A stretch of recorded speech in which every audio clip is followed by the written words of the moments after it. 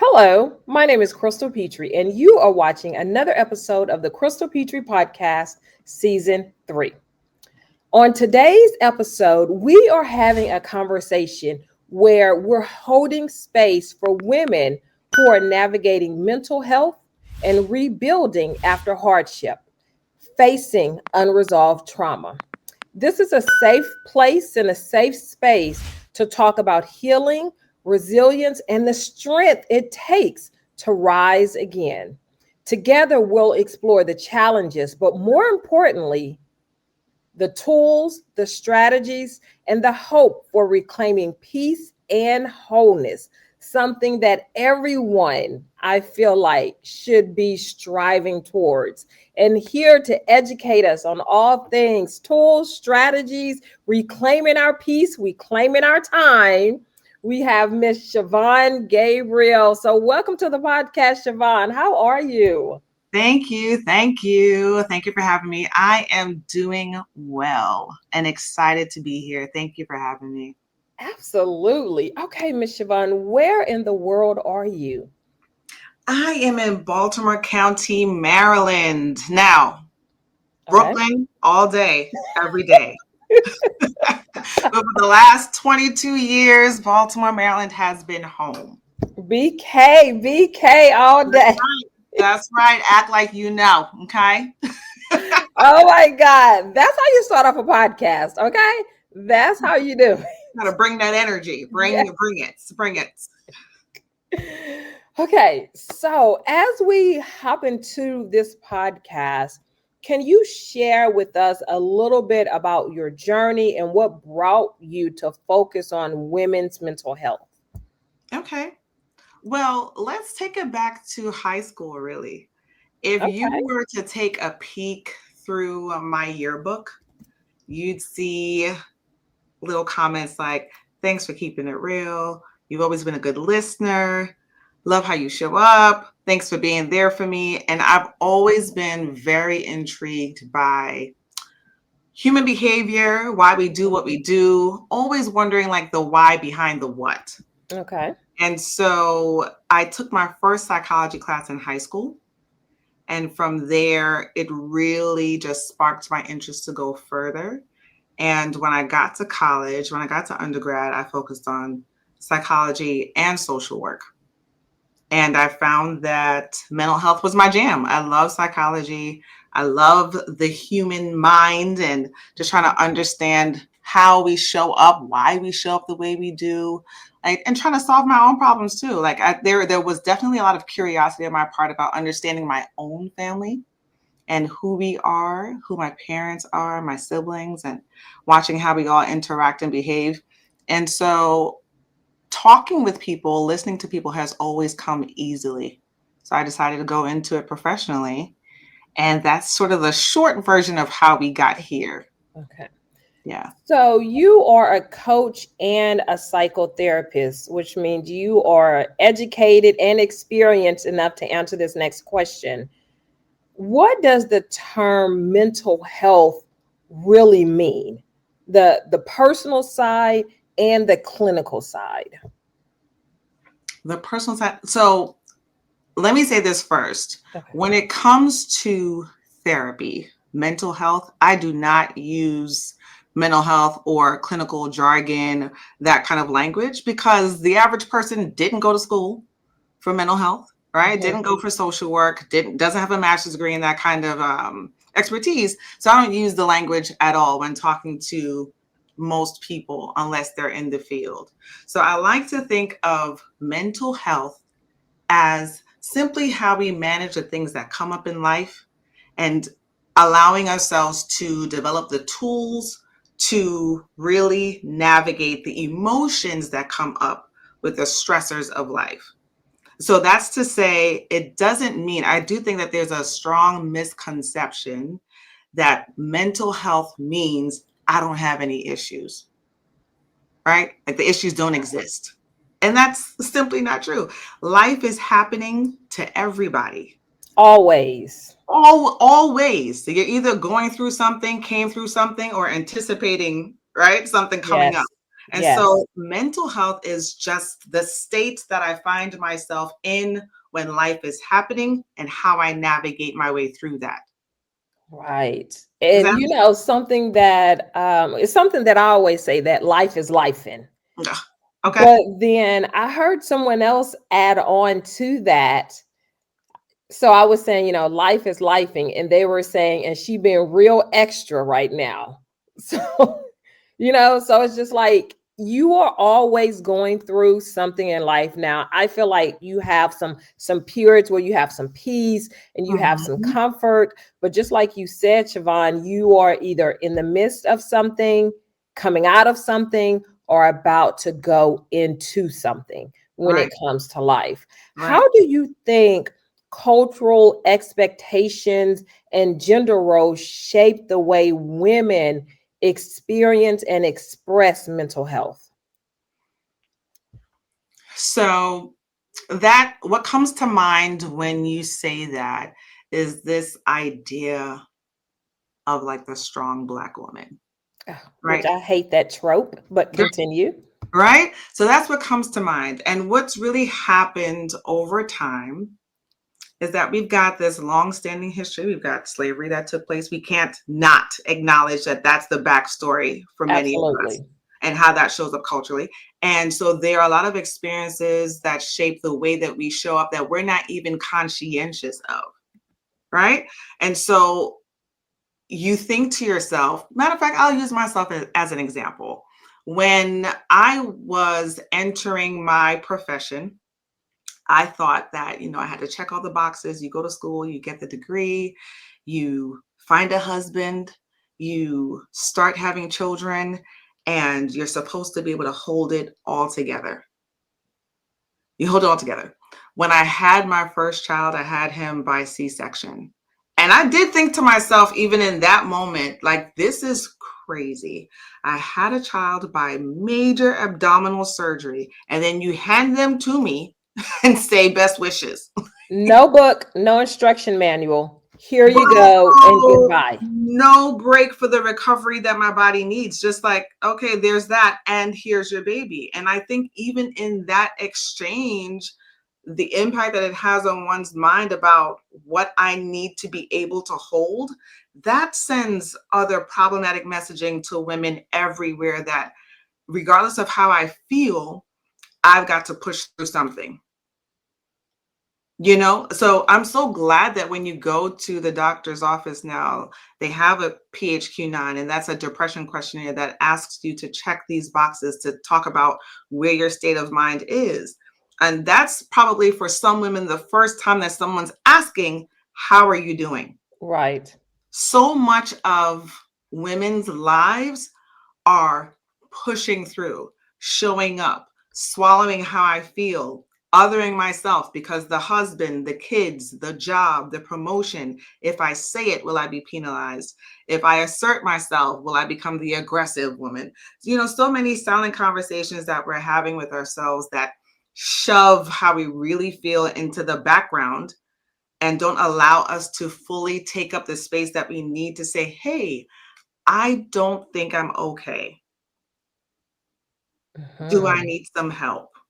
The first time that I went into therapy, a little peek into my business now, I was going because my then husband, there's a story there, and I were going through many things. And I went in there to, break it all down and fix it and put it back together. And somewhere in there, she said, what do you need? And Crystal, Wow. it was the first time, gosh, it like wells me up now to even go back to that moment because at 28 then, I don't know if anyone had asked me, what do you need? A simple but such a weighty question that we often don't get asked. So to answer your question in a very long roundabout way, not having those experiences can harden a person and make you almost feel invisible, make you feel unseen, uncared for when all the demands of life are reaching and grabbing and taking from you, and no one is stopping to ask you, what do you need? Which can make it even more difficult to say, I need help. Who's available? Where do I go? Where do Why do you think, or do you think, let me rephrase this question. Do I? you think that's why so many women suffer in silence? Because no one is asking the question, what do you need? What, how can I help you? How can I be of service to you? You know, you are afraid to say that I need help. You're afraid to say, you know, I feel like I'm not being the mother that I need to be or the wife that I need to be because maybe it's going to be thrown back in your face.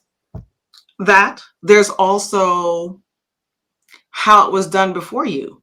You know, we watched our moms do all the things. I watched my mom wake up at 4 a.m. to make dinner, to make my father lunch before she went to work.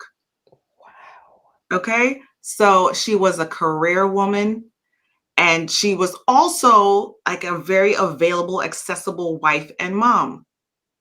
And when she had us, she stayed home with us for the first several years of our lives. Like she worked until, the babysitter gave her a funny comment and she said, "Oh, never mind that. I'll give me back my baby.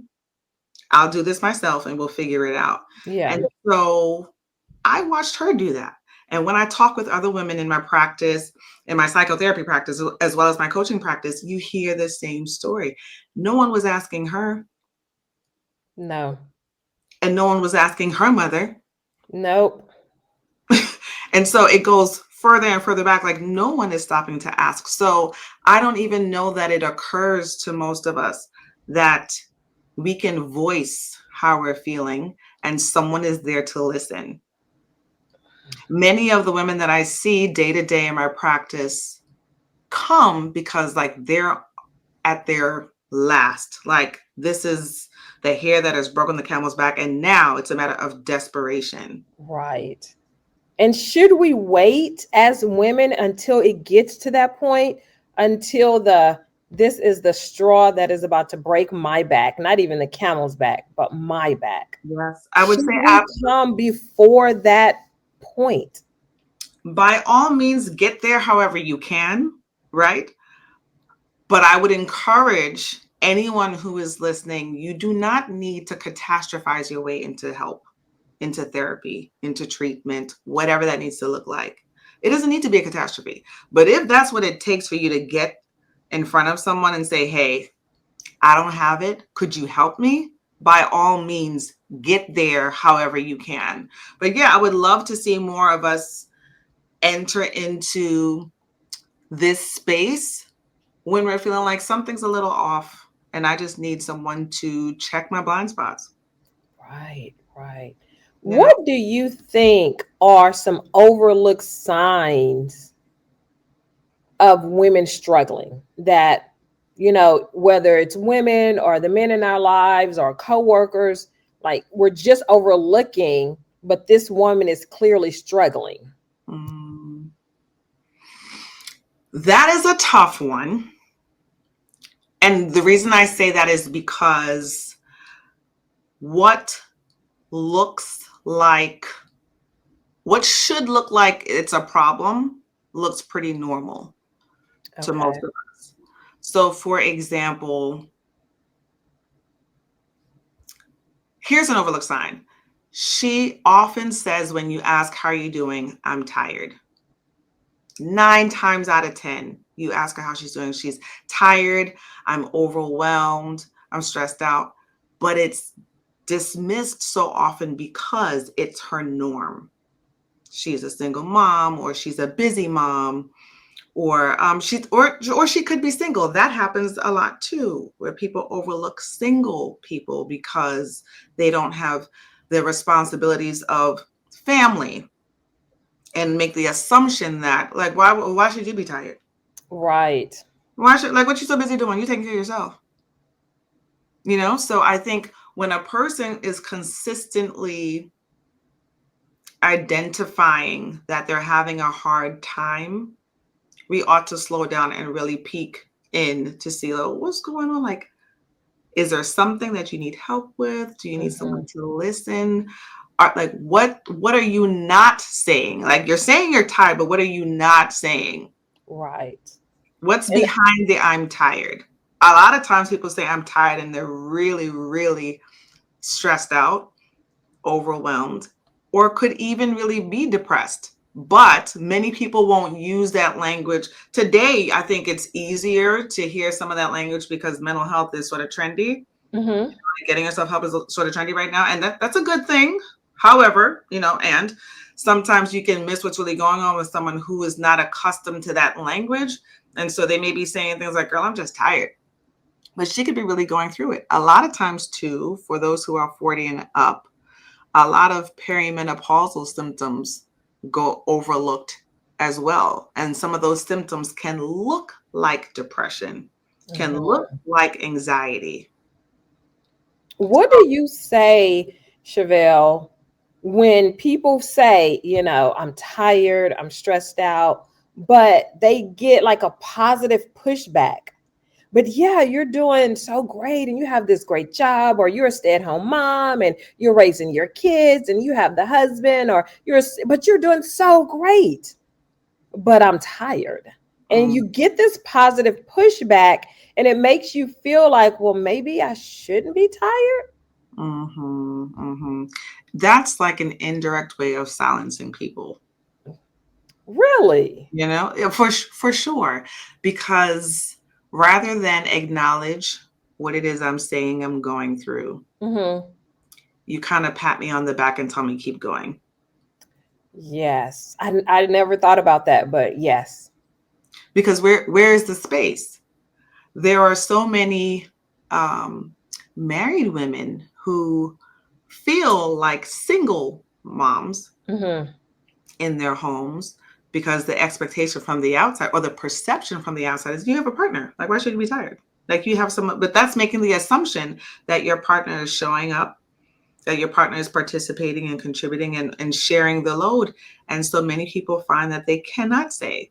So when you do have the person who says it and then gets like what you call that positive feedback or pushback, yes, it can make it even more difficult because that actually is the request for help. In saying, oh gosh, I'm so tired, you're trying to find a way to say, hey, I am treading water here. Somebody come by and offer me an assist.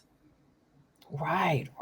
Let's unpack trauma, which, I mean, those two words are very trendy right now, but it's really because like our generation is really leaning into our trauma, our undiagnosed trauma, our unspoken trauma for the first time. And then hopefully our children and the generations after us will not have as much trauma to unpack.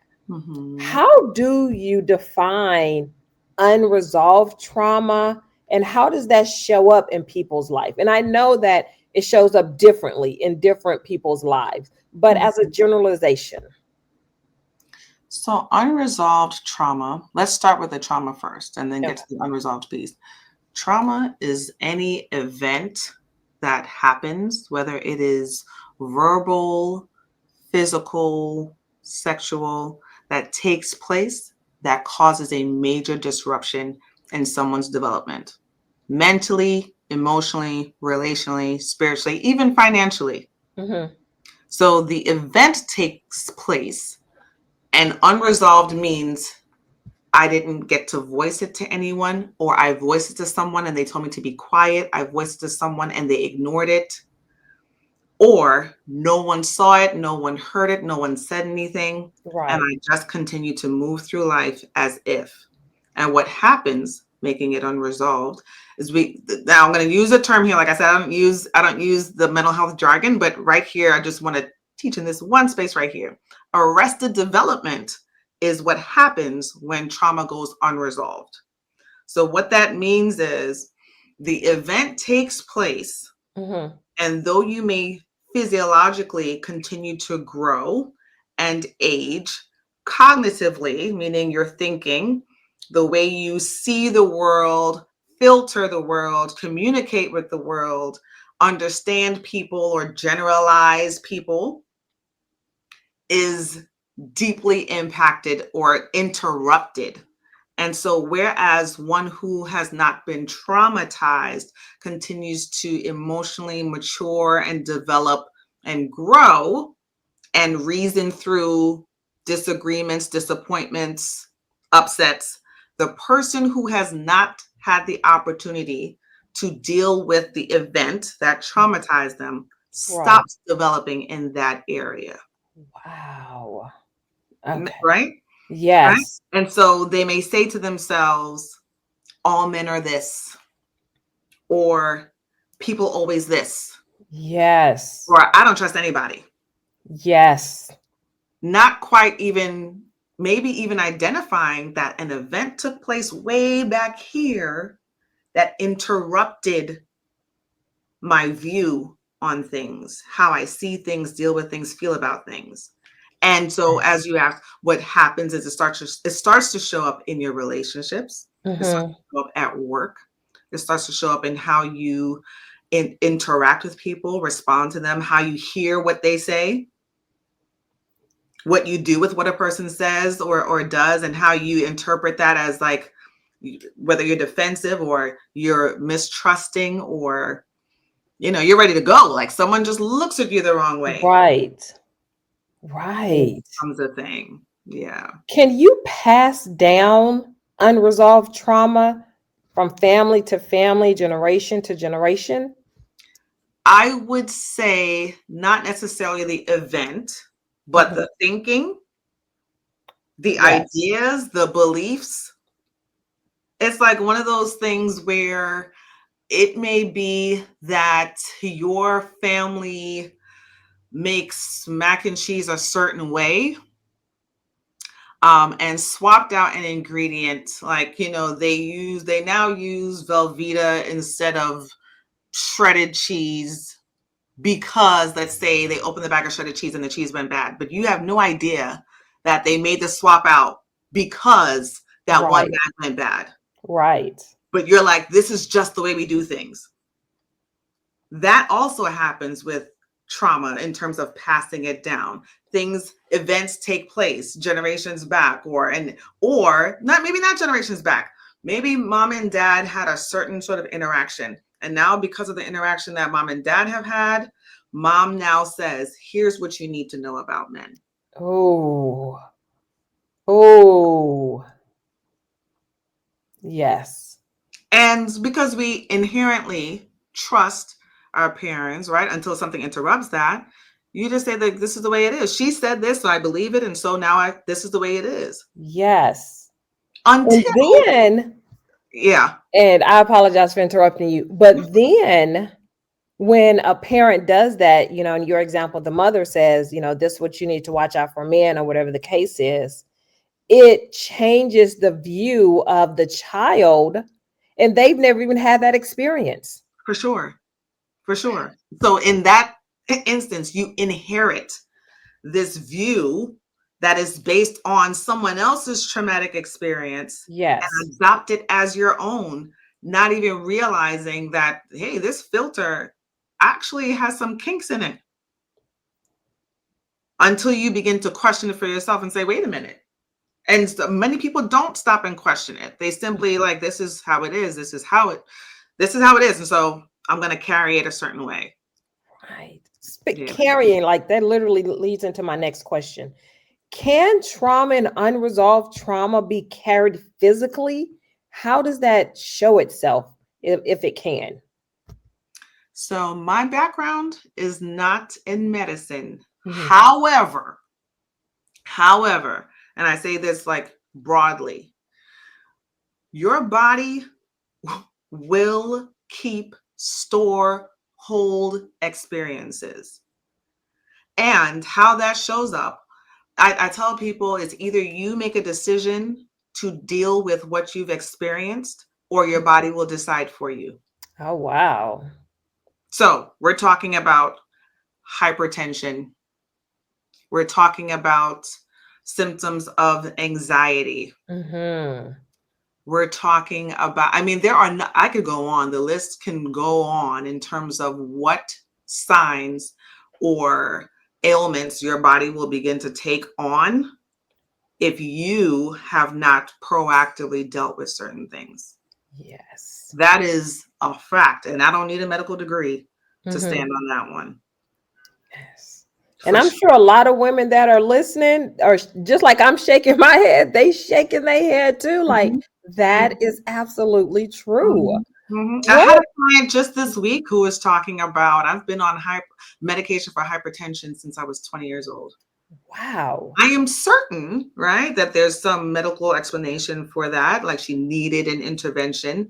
Right. But from talking with her already, I've learned that there are major events that took place in her life that she wasn't able to respond to. And so her body went into stress mode. Right. Protection mode. It's got to go somewhere. Yeah. Yeah, for sure. Yes. Hmm. How do women mask their unresolved trauma? What does that look like? What does that feel like when instead of healing, and maybe you don't even realize it's what you're doing, but Yeah. instead of healing the unresolved trauma, you mask it instead? Yeah.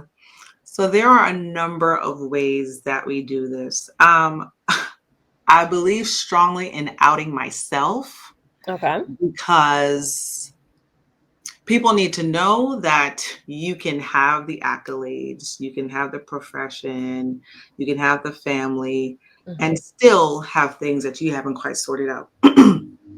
Now, so what happens with many of us, using myself as an example, I know that control was a big thing for me.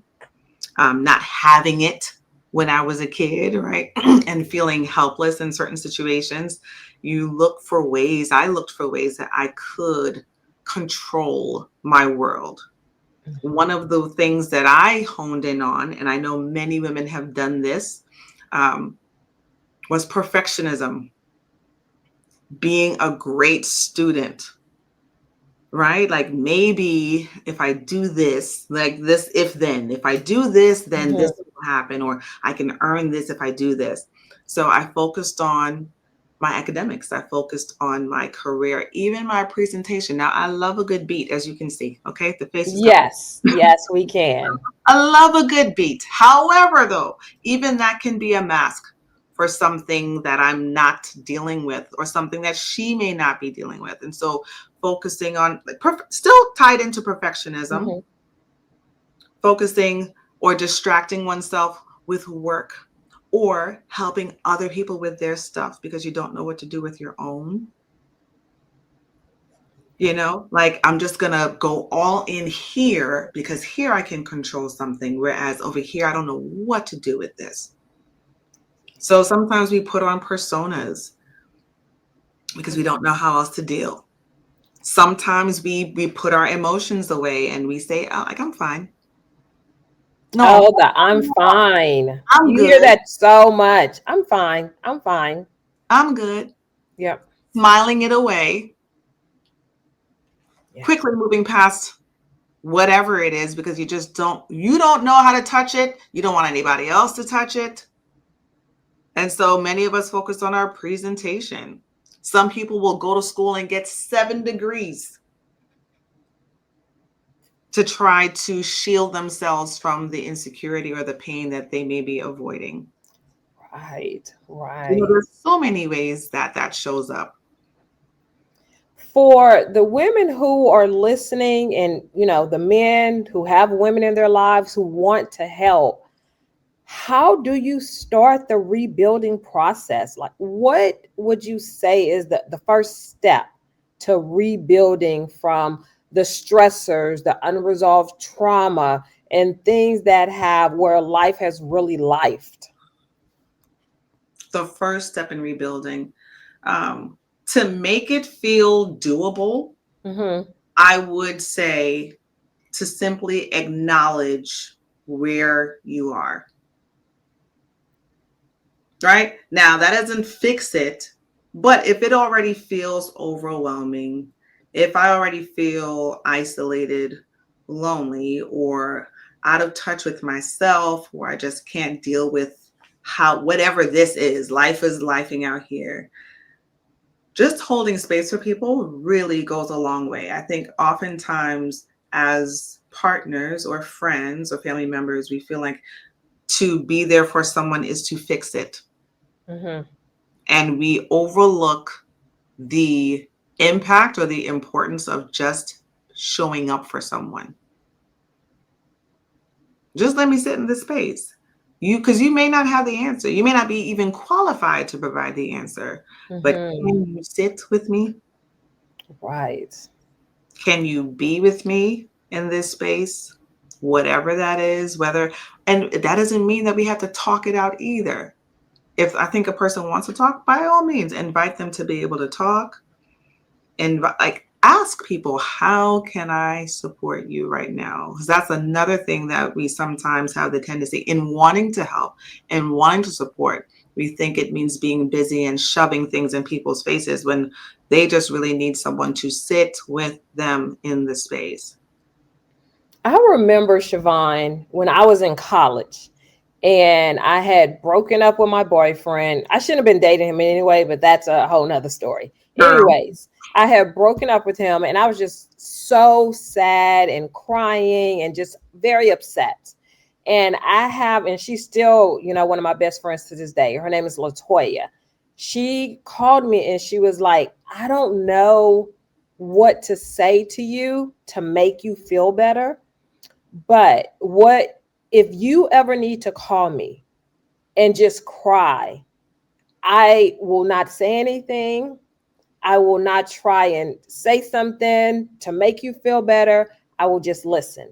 And Mm. however long you need me to be on that phone in my silence with you crying or not saying anything, I will do that for you. And I don't care what. LaToya. Shout out to LaToya. And she was like, I don't care what time of day or night it is. Yes. And do you know, I took her up on that. And it was such a relief for me to be able to cry and not cry alone in my room, Yeah. alone in my apartment. It did so much for me to help me. And LaToya literally, she didn't say anything. Yep. Every time I called her, she would just in silence, in quiet. And Yeah. sometimes I would cry. Sometimes I wouldn't say anything. I would just sit on the phone. Yeah. Yeah. That's it. Yeah. That's it. And That's so it. it wasn't about her having the solution, her having the fix, like, what can I say? And she understood that. There's nothing that I could say to fix this situation. Right. But I can create the space for you to just be there with you in it. And that's exactly what she did. You know what? I never even thought about that until you just said that. She created the space for me. We need LaToya to do a PSA because that more often than not, that is what people need. We overcomplicate I want to help. You're doing a lot. You're actually adding to my to my chaos or my feelings of anxiety around whatever I'm dealing with. Can you just hold the space? Yes. And that's exactly what she did. Yeah. Exactly. Yeah. And that was powerful. Like you're talking about it today. I'm still talking about it. I'm still talking about it. Yes.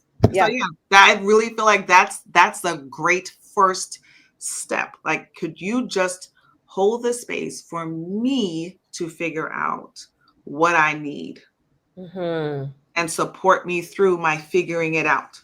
Right. Why do you think sisterhood is so important in rebuilding? And I mean, I was going to say starting over, and I don't know if that's correct. I mean, do you consider it starting over or just starting from that point? I'd go with the latter. Like, okay. However you want to put it, honestly, is fine. Whether it's starting over or rebuilding, I do tend to lean towards rebuilding because that's what it feels like when you've lost something or something no longer exists, and because there's grief attached to that, right? Grief attached to whatever you lost, whoever you were, because you're not the same after anything that is like traumatic or life-changing, right? So your question was like, why is community or sisterhood so important? Girl, Yes. I love this question. So let's talk about it. Women have this way that I love about us, that we could step into a room and immediately go in. Like, we can get deep very quickly. Not every woman, but many of us are able to do that. And what the beautiful thing that I've found about creating spaces of sisterhood and community is that other women need to know they are not alone.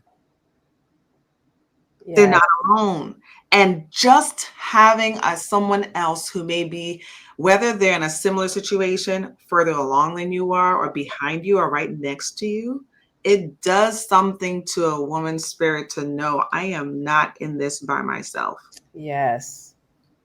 Oftentimes, like in my group coaching programs, I put people into groups for that very reason, to learn and experience, hey, she's going through this, or she went through this, and I feel seen. Even if she comes into the space and says nothing, she gets so much value out of coming alongside someone who is processing through her headspace about what she's working out. And to have someone else, sometimes it's just having someone else to bear witness to saying it aloud, that helps move the needle forward. And we're not talking about major movement, but community will give you those small micro wins that you need to keep going. So we can never discount the power of community and sisterhood, to just have someone else to, can you just walk with me? Can you just walk with me? You may have the answer, you may not, but could somebody, anybody, is there a sister, two or three, Yes. can walk with me to let me know I am not alone? Yes. Powerful, powerful, powerful. What are some daily or maybe some weekly things that women can do to create stability in their life when they are healing and when they are rebuilding? So I would start small. What comes to mind first, I'm going to use this term and then explain: habit stacking. You Okay. know, when you're like trying to do something new, it can feel like you're moving a mountain. Yes. I think if we could simply attach a very small new behavior to something we're already doing, Mm-hmm. that can start to create like some momentum. Because what Okay. I encourage many of my clients is like, a lot of times we psych ourselves out by shooting for the big goal. And if you could have done that, you would have done that already. So maybe we just create something small that lets my body know I can, I will, and I did, and I'm likely to do it again. Mm-hmm. Right? So like those small needlepoint moves help you feel like, oh, okay, all right, I can stand up a little taller. So if it is that like you really want to be able to journal, maybe just journal for 2 minutes. Maybe journal for 5 minutes. Don't go out here aiming for an hour today, Crystal, because Right. it's unlikely that if Yes. we're not already doing it, Yes. you may not sit down for an hour. I have Yes. someone who really wanted to get like increase her physical activity. I said, ma'am, just go sit outside for 5 minutes. Maybe you walk the block. Don't aim for 2 and 3 and 4, 5 miles today. Like, and that's not to say that you won't get there, but if we stack one new thing to something, you have to go outside, right? Yeah, you got to go check Right. the mail. Maybe when you go check the mail, you walk to the end of the block and back. Yes. That's a great idea. Maybe when you go tomorrow, you'll walk to the end and turn the corner and back. You know what I mean? It's those small, like we discount how impactful like a small new behavior can be, that can grow into something bigger or greater or more impactful over time. And that's not to say you'll do it every day either. I'm like, okay, so you didn't do it tomorrow? Okay. You didn't do it today, tomorrow's another day. But let's try to add 1 minute. So that girl did go out and she stood in the sun for a few minutes, and Yes. then she walked her block Yes. 5 minutes, and then she worked her way up to 15 minutes. And she Wow. didn't do it every day, but just taking that step. giving herself permission to stand in the sun was something she could do. It made her feel like, okay, like that doesn't require a lot of effort on my part Right. to just open the door and stand in the sun. Because if you feel like you're on rock bottom, Crystal, it's really, really difficult to want to do something when you feel that way. Yes. So Yes, it is. something small attached to something I already do, whether it's you're attaching it to brushing your teeth, attaching it to checking the mail, attaching it to something that I'm likely to do this thing every day. Let me attach something small to that routine. Yes. And don't discount the small. Don't discount these small wins. That's where the game changer is. Yes. Yes. Yeah. Hooray for the small moves. Like, please, can we celebrate the small micro wins? Please, please. If we don't get anything else out of this podcast, and I know we have gotten a lot, let's celebrate the small wins in our life. Yes, yes, yes. Whenever rebuilding, this is a two-part question. Whenever rebuilding, does that ever mean letting go of people, places, and things? Is my first question. My second question is, if it does involve letting go, how do you let go? Mm-hmm. Does it involve letting go of people, places, and things? For some, I don't think that's a blanket thing for everyone, Mm-hmm. but perhaps, like, what's the reason that you may need to do that? It could be that where you're headed, that person may not want to go, or you may not want to take them. Because what does Right. happen too over time is that as we evolve, your people, places, and things, I think, naturally evolve. And you may not even have to have a conversation. Some people actually will uninvite themselves from your life. Oh, that's true. That's true. You could want to take everybody with you, but you'll find that like, hey, I'm doing X, Y, and Z, and people may say, okay, like that sounds good. I want to come, like, and they may not show up. And so, you listen to what people don't say and pay attention to what they do, and that'll give you all the information that you need. As for the other side of the question, like, how does that go? Like, what does that look like? Mm-hmm. One of my favorite coaches says, like, you got to learn how to have a dignified conversation. That is one of not necessarily like the language is really important. So it may not be that we are breaking up as in romantically or even a platonic relationship, but it's a matter of we've gone as far as we need to go. And perhaps this season for both of us has come to a point of completion. So like, thank you for how you've shown up. Thank you for letting me be a part of your life and the exchange that we've had, but here's where I'm going. And I'd love your support. But if you're unable to do that, I'm okay releasing you from that obligation to continue trying to show up in a space where it doesn't serve you or me anymore. Mm-hmm. Now, that takes some time to craft. It even takes some time to build up the courage to have that conversation. I always invite people to slow down on the breakup conversations, because I do think that just because you have this great new awareness and like, hey, here's where I'm headed, enough of the old, like out with the old and in with the new, slow down and Mm-hmm. just let that new mindset settle. Let the change that you desire or the change that you are in the middle of, that you're pursuing, let it settle and let it get comfortable on you and you get comfortable with it, and let it just permeate and see what's what. Right. Because what may you may not have to cut anybody off. It may just be an understanding of knowing who fits in what category. It may be that you and I, Crystal, can call each other every now and again and we can kiki, we can get together for happy hour or dinner and we can have that conversation, but we never discuss business. Mm-hmm. It could be like that's what you and I do. And over here, I know that I can go to this community and get that part of me all Yes. the way full to overflowing. So does it mean that I have to give up these relationships? It may not be, because they may not have done anything to even warrant an eviction notice, right? It could just be understanding that I am evolving in a way that does change the kind of access that we now have to each other.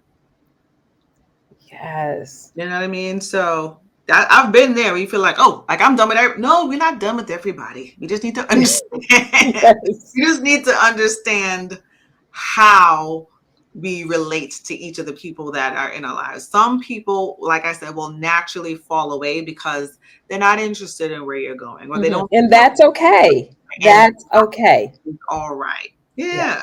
Yeah. Yeah. Yes. So slow down, reassess, and then decide what does going forward look like when it comes to X, Y, and Z. Right. Chivonne, you are a psychotherapist. Mhm. What are some things that women need to look for when they are seeking out a therapist? Mhm. What are maybe some questions they need to ask to figure out which therapist, excuse me, is right for them? I love this question. So, when I do intakes with incoming people who are looking to start therapy with me, I want to go ahead and just ease people's burden because it can be a lot finding a new therapist and starting with someone new, Mhm. especially if you've been in therapy before and you've had a break or an interruption and now you need to find somebody new, or if it's your first time. Either way, it's challenging. I like to tell people finding a therapist is like dating. Treat it like dating. It can go really well that first date, or it cannot. It doesn't have to work just because you enter the space with this person. So treat that first session as a like, we're just feeling it out, and understand that it actually needs to work for both you as the client and the therapist. You need to feel like Mhm. you've got some good chemistry here. And even with that, while I say you want to feel like there's some good chemistry, you want to feel like that person is competent, which leads me to the next piece about the question you're asking. I think some fair questions are one, as you're unpacking, well, here's what it is I'm looking to get out of therapy, or I don't know what I'm looking to get out of it. I just know I need to talk to someone. Asking questions about the person's expertise, area of expertise, and Mhm. even maybe like what approach they take to therapy. Because there's so many different modalities that therapists use to treat. And you want to feel like, okay, like that's something that can, like, do you give homework? Wow, therapists give homework? I never even heard of that. Oh, yes. There should be some homework. Okay. This can't be all just laying back in the chair and swiveling around back and forth. Like, I think sometimes people need something to like chew on. Like, Mhm. need to feel challenged. Like, let me go back and think about that before I come back to the next session. And you may or may not get to it, but it's you're in therapy because something has atrophied or you need to figure something out. Right. Right. So I think that giving homework allows the person to kind of explore beyond the therapy hour.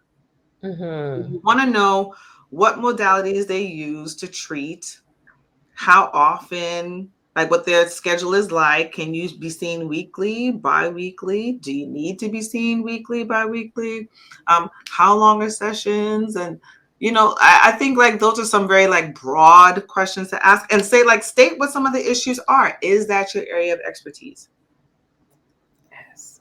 Yeah. Like do you have any specialty certifications that you use? Mhm.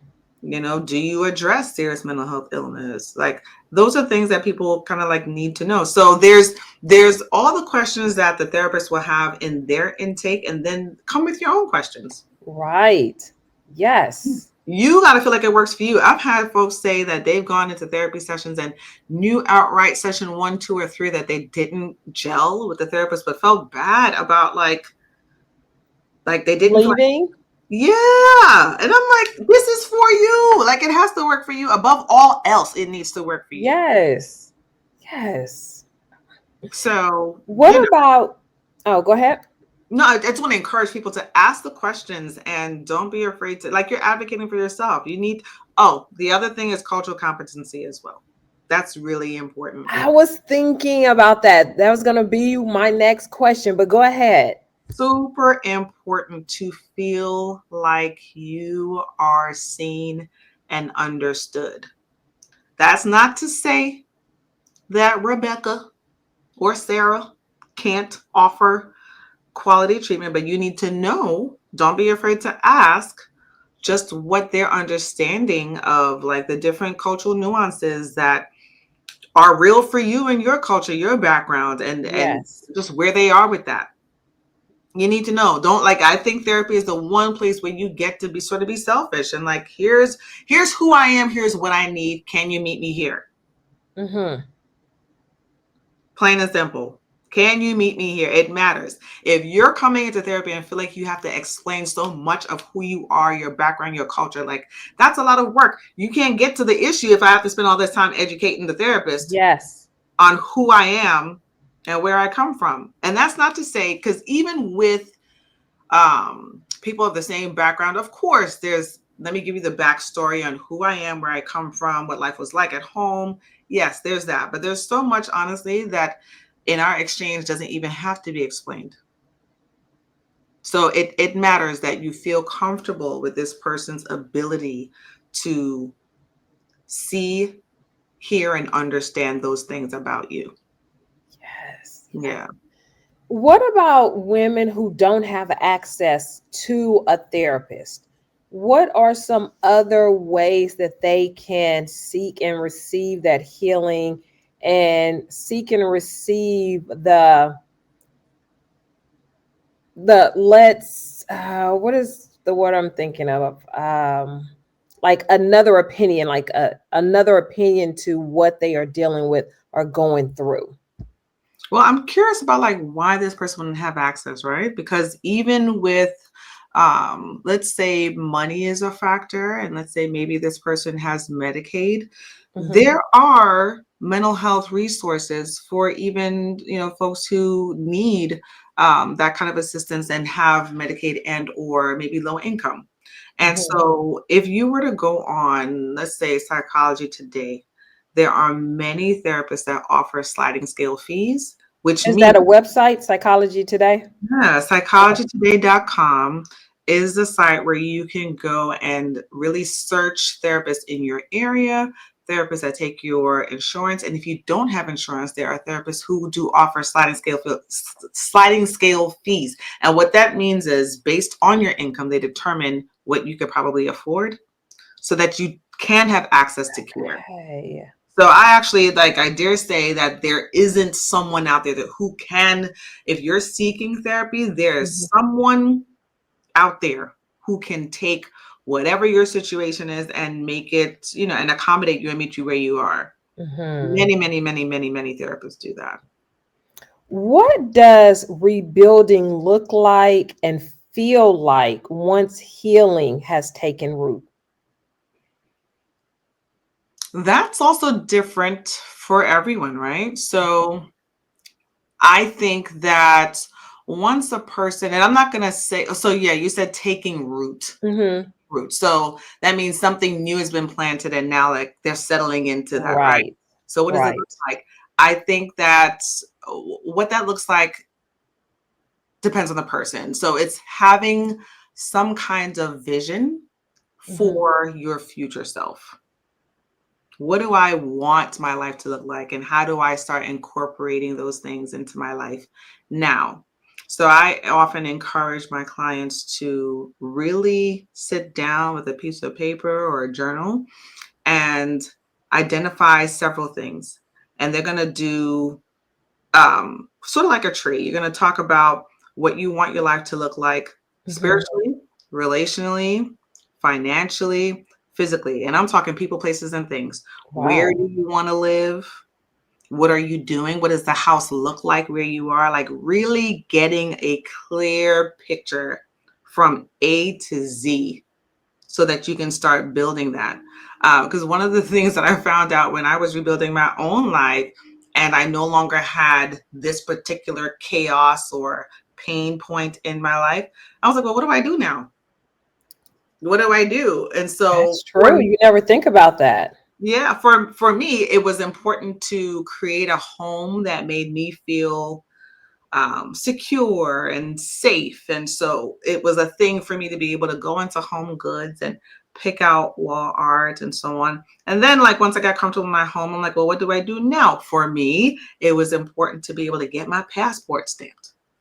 right? So I began to plan trips with my cousin, and we went around the world a few times. And so it Wow. was like those little things. So I think it really depends on the person. Like, what does your vision for yourself look like? Mm-hmm. If you could have anything, like allowing yourself to dream and imagine and believing that you can actually have those things, and starting to make those needlepoint moves that I talked about earlier, and sort of like watering those seeds and building on that, like trying new things, learning how to be present in the moment. And And I'm assuming those things need to come. Okay. I'm not going to assume. I'm just going to ask the expert here. When do those things start in the timeline? the rebuilding, Well, the being specific and writing down what you want, maybe places you want to go. What does your home look like? When does that start? hard to say for everyone, but what I would say is the moment that you find yourself not wetting your pillow anymore because the tears have dried up, like, okay, Mm-hmm. I think I might be ready to re-engage my life again. Right? That's different for every person who's coming Right. through some hardship or rebuilding. But when your chest no longer feels heavy, you no longer feel like you have an elephant sitting on your chest, that's the time to start dreaming again. The time to start shaping a vision, shaping an idea of like, well, what do I want to do? Mm-hmm. What do I, when you've learned how to live in the quiet space of your life, like, ooh, I think this is peace. I Yeah. think this is peace. That's the time I would start to say, hey, what do we want?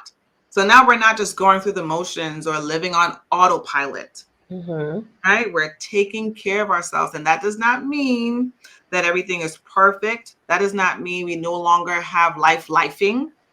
Right. But when you feel like I've kind of got a handle on my mental health, I've kind of got a handle on how I handle hardship when it comes up. I've got some tools, right? I've got some things I can rely on to help work myself through hardship when it shows up.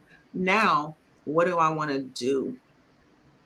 What do I want to do? So begin to ask yourself those questions then. And it could be as simple as joining a gym. It could be as simple as going for a manicure. It doesn't have to be a lofty build an empire. Everybody's not out here trying to build empires. Right. And a whole life, a full life doesn't mean that it's got to be elaborate and extravagant.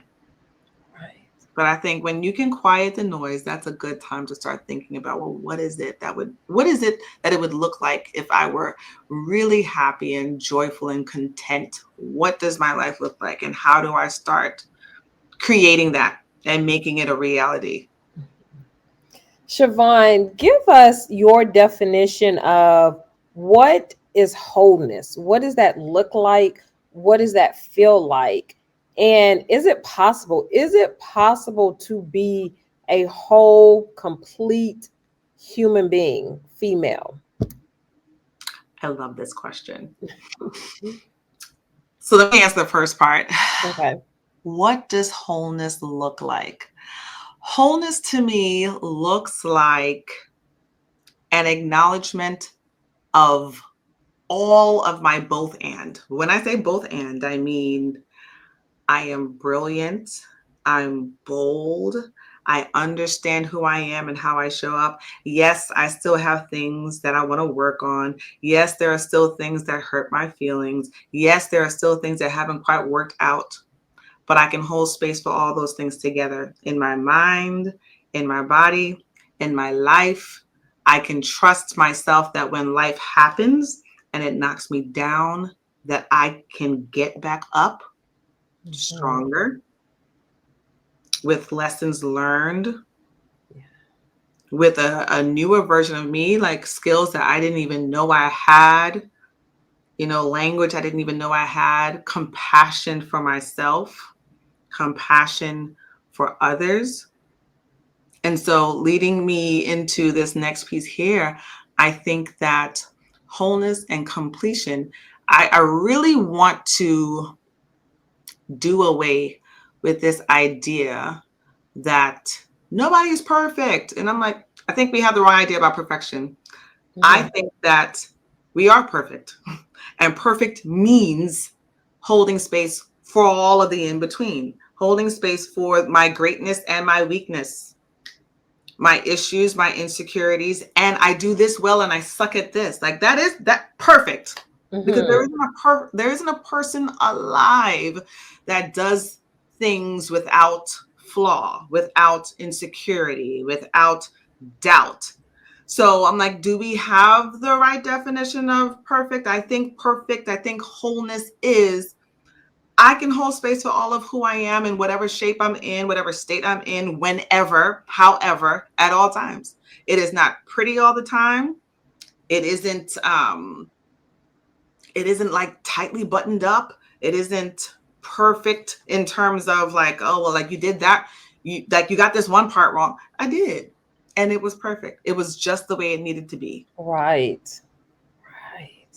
So being able to hold space for myself and then offering that same permission to others, because I think we're all striving. We're all striving, right? Like, I want Right. to be whole. I want to be complete. You are whole and you are complete. You are not without. The human experience is full of both and. Like we live in duality. We live in this is working and this is not. That's perfect. That's actually how it should be. It's You fine. need to coin your definition of perfection. I do. Yes. Yes, I you do. I'm like, I think we've got this wrong, guys. Yeah. Okay. I'm gonna take you up on that, Crystal. I'm gonna work on that. do that. Do that. Oh my goodness. Okay, and when you do, you got to come back on the podcast so you That's can right. explain it to us all in That's right. detail. We're gonna set it up real nice and package it for the people. Yes, yes. Chivonne, you are a coach and a psychotherapist. You've been doing this for years. At this point in your life, what is your intention in this space? Oh, my intention is to create impact and the kind of impact that lights other people up. Mm-hmm. Is to give others permission to turn their light all the way up so that they can show up and hand somebody else that same torch.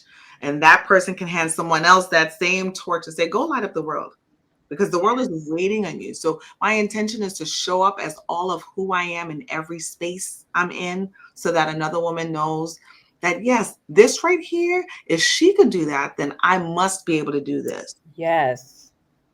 Right? Like I told you, like perfect means both and all of the things. All the things. Brilliant while broken in other areas. And so I want to give people permission everywhere to be able to hold space for others to do that same thing while still working through the messiness of life. That we can rebuild something beautiful from our broken places and show others that, okay, I don't have to have it all together to get up stronger, to get up wiser, to be able to go after whatever it is I want. I can rebuild and put myself first, and I can show someone else that they can do it too because I've done it and I'm doing it now. Like I haven't arrived anywhere, still striving and pulling someone else along with me for the ride. Yes, yes. Yeah. Okay, so my final question for you. Who do you think would make a great guest on the podcast? But you have to help me get them on. Oh, I've got the perfect person for you, Crystal. My girl, Cara Vaval. She would make an awesome guest here because she is on fire for women everywhere who need to be empowered, need someone to tell them, go get it no matter what, that you deserve Yes. it all and then some. You would absolutely, you and your audience would enjoy having her on here. Well, thank you so much. I cannot wait to learn from her and get the lightning, the spark is the Mm-hmm. word I'm looking for, the spark that she will bring. Mm-hmm. Thank you, Chivonne, for being on this podcast. You are so welcome. You were absolutely amazing. Thank you. I try. Yes. Yes, yes. To my community, thank you so much for tuning in and watching. You can get Chivonne's podcast and all of my other podcasts on YouTube Podcasts and Apple Podcasts. And remember, you always have time to listen and learn on the go.